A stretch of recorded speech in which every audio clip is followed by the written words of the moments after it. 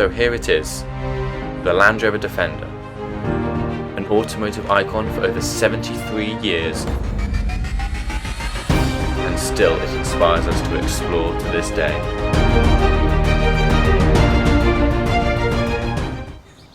Hello viewers, and welcome to part 3 of the Defender video for Wheels on the Road. I have with me once again the Defender. This one is the action shot. We're taking this puppy on the road. Just before we do, there's a little bit of technical info I'm going to go over with you. I promise it's not too boring, and that is archive footage. In fact, everything in this episode, apart from this scene right here and the outro, is archive footage. So sorry. That will equate for the change of the clothes that's about to happen in the scene change and the weather. Why is it whenever we film on days like this, the weather cooperates with us? I don't know. I like it, but it creeps me out. Okay, let's enjoy. See you in 2 seconds. Now you'll remember before I talked about my transfer box. So you have the regular gear stick over here, which the gear stick, by the way, is a 5-speed, 5 forward gears, 1 reverse gear, no overdrive. I didn't know what that word meant either. I did end up Googling it, I still didn't understand. I had my friend Alfred explain it. Overdrive basically allows the car to drive at higher speeds but lower revs. Basically it takes away some of the car's power. It's for long motorway cruising. For more information, I highly advise you Google it because I don't know. So this doesn't have overdrive because overdrive is seen as a luxury, which this car never was. But below here, as I already showed you, there's the transfer box, and if you push the lever for the transfer box to the left, you engage the differential locks. These are extremely interesting machines, I'm going to go with differentials. They're full of gears.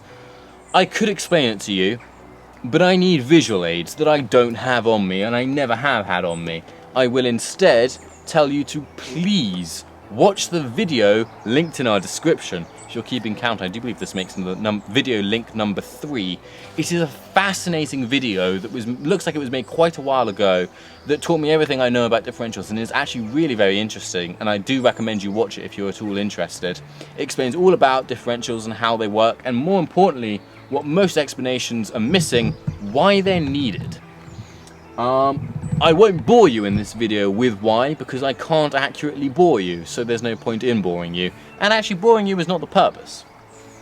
All I will explain is that this car has differentials, it has 2, and both of them are lockable via pushing the transfer box gear stick to the left.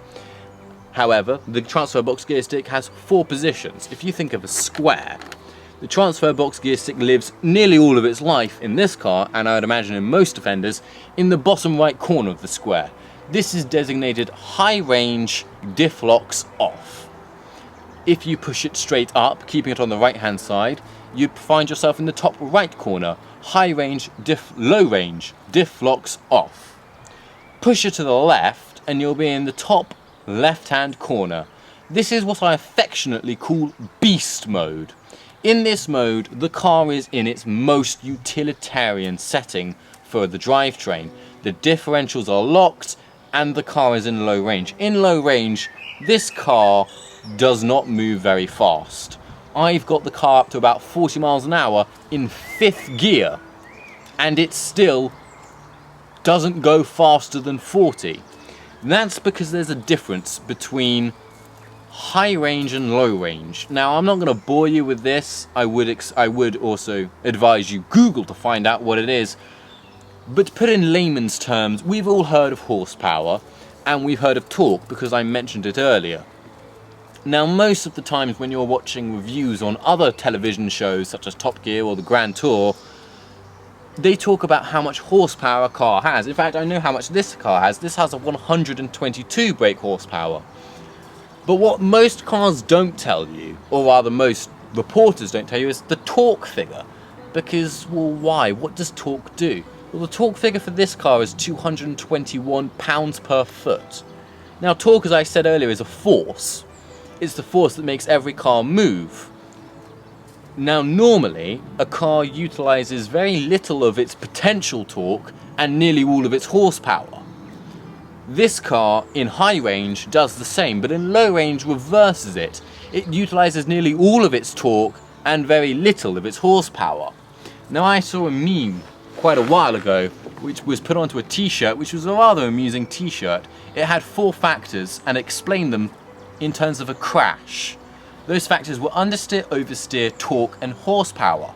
And it said understeer, the front of your car will hit the wall first. Oversteer, the rear of your car will hit the wall first. Horsepower, how fast your car will hit the wall, and torque, how far your car will push the wall. Now, my car understeers. I know this because I have understeered in the car. So, to answer the question, in high range, the front of my car would hit the wall at a high speed and it would push the wall only a few meters.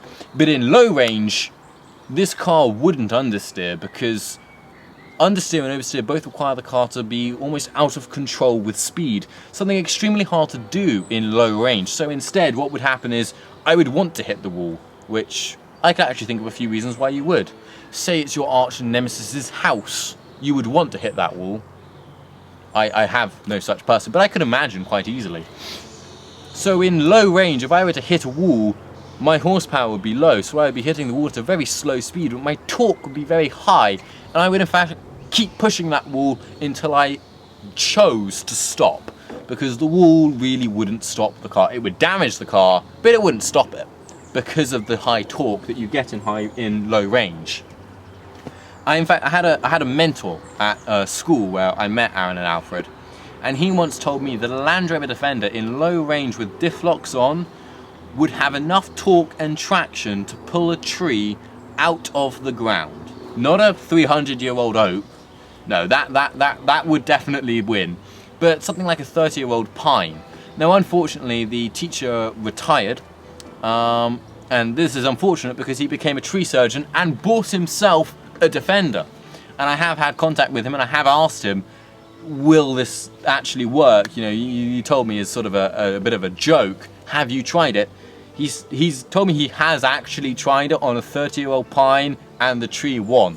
So unfortunately that scenario is not true, but if you imagine it to be true, you'll understand the level of power this car can actually exhibit. Because he told me while the car failed, you definitely saw the tree struggling to fight back. So that's what this little gear stick down here does. It changes the transfer box ratio between high and low and can engage or disengage the differential locks, which prevent the car from spinning, sliding and having reduced traction. I quite frankly think that's enough talking about the car. I think it's about time we actually drive. So what we're going to do is we're going to cut to black, or rather what you're going to do is cut to black and come back in and we'll have a new camera set up. What we're going to do is cut and spend half an hour setting up the cameras. See you in about half a second.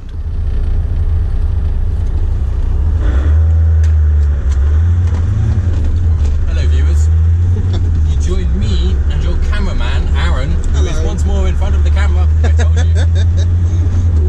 And we are headed along the A283 out of the village we were filming in of Chillickwold toward the lovely small town of Petworth. Now, for example, we're in 5th gear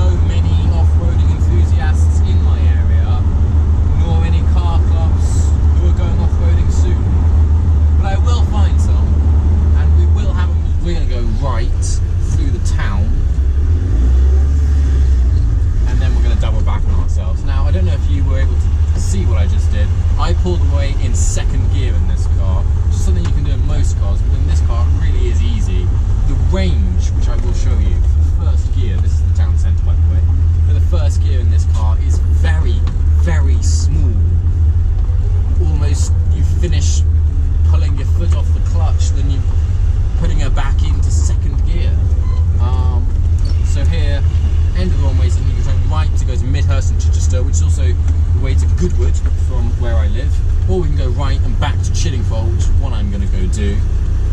Wait for this car to pass us, and then we'll join back into the one-way system. Sorry, I'm pulling away in first now, and immediately I have to change into second. There's a big pothole, which I failed to avoid, and third. Now, third gear in this car really is incredible. I'm doing less than 20 miles an hour right now, 15, and third gear will last right up until about 25 miles an hour. First and second gear, really you don't drive in those a lot. First gear is just for bumper-to-bumper traffic at really low speeds. Second gear pulling away in some situations, otherwise really tight corners, or bumper-to-bumper where we're all moving at about 10 miles an hour. Above that you'll be in third, above 30 miles an hour you'll be in fourth, and about 40 miles an hour you will be in fifth gear, otherwise you will suffer the rage of the engine. And national speed limit. So pop her into fifth, put your foot down, 40, 45, 50 miles an hour, 55 miles an hour,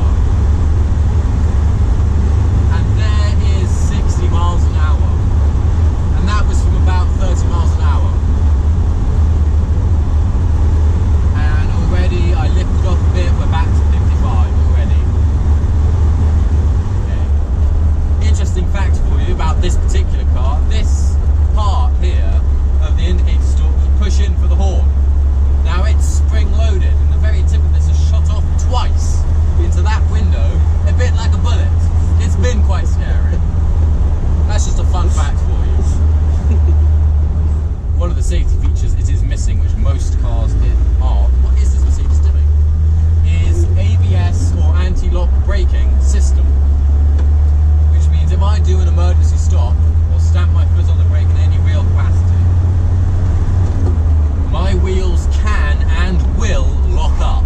I've had it 3 times. Because every time I forget that I don't have ABS, it's a problem. Which is extremely dangerous. Not as dangerous as that sneeze, however.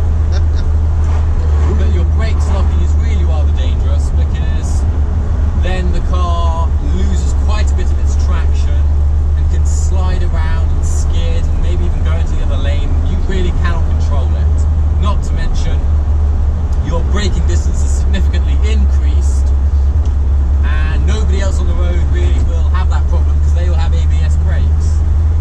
So your likelihood of hitting something is greatly, greatly increased. So what you're meant to do in that situation is called a caveman's braking situation, which is where you pump very, very quickly your brake pedal, which prevents the wheels from locking up. The turning circle is shocking, absolutely terrible. I often have to reverse when I shouldn't have to. I was in Portsmouth City. I was at a right angle in terms of the road. I was trying to join a main road, had to turn right, which obviously is more room physically in terms of the road. I was trying to get out onto the road. I had more room. I was thinking I had to cross a lane. I still had to reverse to make it. There was a wall, so I couldn't just mount the curb. I had to reverse. It was very embarrassing. There were a whole bunch of school children around and they laughed. So the turning circle is not very good. Cover the brakes. The ride could be a lot worse. I was pleasantly surprised about the ride in this car. And I recently had my brother, who is in the military, join me for a ride in the car. And he was saying the way I had told him about it and the way my sister had told him about it, he expected it to be absolutely terrible. But it was lovely. Definitely miles better than anything in the military. Which is nice, because the military have many defenders in their fleet. So it's better than Land Rovers of the British military, which is always nice to know. We're now going to cut, you're going to fade to black, and fade into us being out of this car, parked. Goodbye. See you in less than a second. So we're back now, having just taken this lovely car for a drive, and that unfortunately means that is the end. We've shown you the interior, the front and the back, the exterior, its iconic looks. We've talked to you about how it drives, its mechanics. We've talked to you about how it feels to drive, and we've driven it and we've shown you that driving. So unfortunately that does rather sadly conclude the Defender episode. Initially it was planned to be many things. Never was it planned to be a 3-part episode. That's entirely my bad. But we've solved the problem. We hope you've enjoyed this. And there is an unofficial 4th part, which is more the history of Land Rover, which will come later in probably a couple of months. I'm now going to ask Aaron to step out in front of the camera. There he is. And we're going to say thank you. We've thoroughly enjoyed making this video, making all the videos so far. But that's it for the Defender, and we will see you in not too long with a new car altogether. Stay tuned on our social media to find out what that is. Yeah. Comment, like and subscribe. And we'll see you soon. Absolutely. See you then. Bye.